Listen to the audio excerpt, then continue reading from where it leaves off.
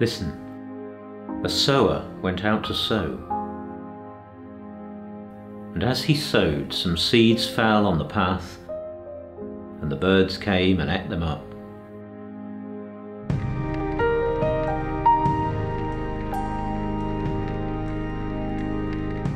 The church has been seen as that large, drafty old building, dark and locked and empty. There's this gap has opened up culturally between church and between communities.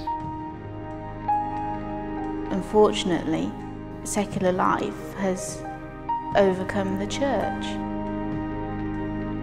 And that gives the church an opportunity to offer something. And if we don't offer it, then they're not going to feel that the church can give anything. The model of the practice of ministry has been superb for the one church, one community pattern, but it is inadequate for looking after larger areas where more people have to be involved.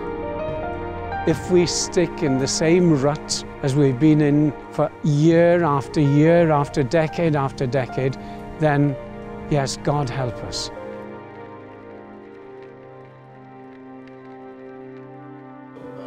"2020 Vision" is the strategy that has grown out of the review of the Church in Wales as a whole. How do we make a real impact to see how we can serve the community? We've got far more lay people who can be empowered and released to do things. I think that's what 2020 is trying to do. It's trying to make the church perhaps more accessible to the wider community, to help the community realise that we are there for them. 2020 Vision is looking out. How can we bring church from inside those walls out into the community? It's so important that the church goes out to the community and meets them where they are, so that they can hear that Jesus loves them and what he wants for them.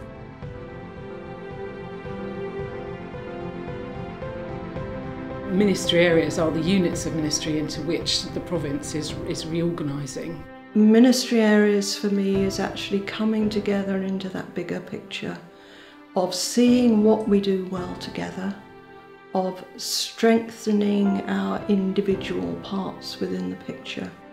The ministry area is going to be a collaborative ministry. And with that larger pool of people, it's anticipated that there will be enough people there to be able to help and support each church. Whilst many people will say ministry areas are not a good thing, it's going to cause the demise of the church, the whole thing is going to collapse. It actually gives people the opportunity to engage on a far wider scale. So if you have someone who's gifted on your team in schools work, then they not only have the school on their doorstep that they can engage in, they've got the school in the schools in the ministry area that they can engage in. Other seeds fell on rocky ground, where they did not have much soil, and they sprang up quickly, since they had no depth of soil. But when the sun rose, they were scorched, and since they had no root, they withered away.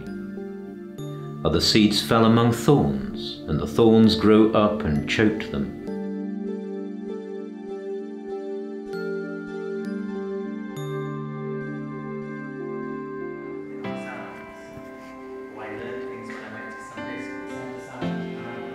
Well, this fine evening in Neath, we've been having a ministry area conversation, which is really going to the roots of how these ministry areas are going to work, how they're going to be formed, what are the characteristics of a ministry area, and taking on the challenge of working in a way that they haven't worked in the past, working together collaboratively to be more effective in what they do. The idea is to be inclusive of everybody and to recognise everybody's talents and skills as an individual. With our area dean Zoe King being quite inspirational and gathering everybody together, that is exactly what is happening, and there's quite a vibrancy about us all now. The general feeling is a sense of hope. We all like our own parish, we like our own buildings and things like that, and I think moving and not being scared to go to different buildings and work with different people and not feel that you're being undermined. There's going to be a change in role for the ordained clergy. They are doing a very intensive training programme at master's level to help them make that transition from being a parish priest in a parish to being a leader with oversight of the ministry area. It was important for us then in framing the course that we go back to the gospel, we pick up on the great themes of the gospel, the freedom and the joy and the abundant life and the building of community. Clergy who've been doing a superb job in an old model for a long time have got to adjust to doing things very differently and having very different expectations, not only of themselves but of all the people around them. None of us know what leading a ministry area is like, and I rejoice in the excitement that we're more or less working that out. I think it's given me the courage, dare I say, to work with my team in the parish to hopefully get people to work together collaboratively and share our gifts. Other seeds fell on good soil.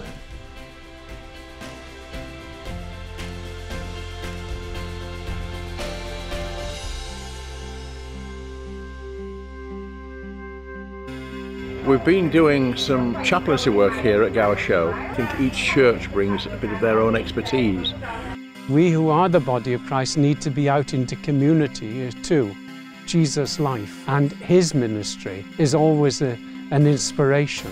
The way that he dealt with those people on the edges, the leper, the Samaritans, his compassion, and that he drew all people to himself. Various denominations come together, work side by side, man the various crafts, the tables, the refreshments, just engaging people in conversations and showing a different side of the church.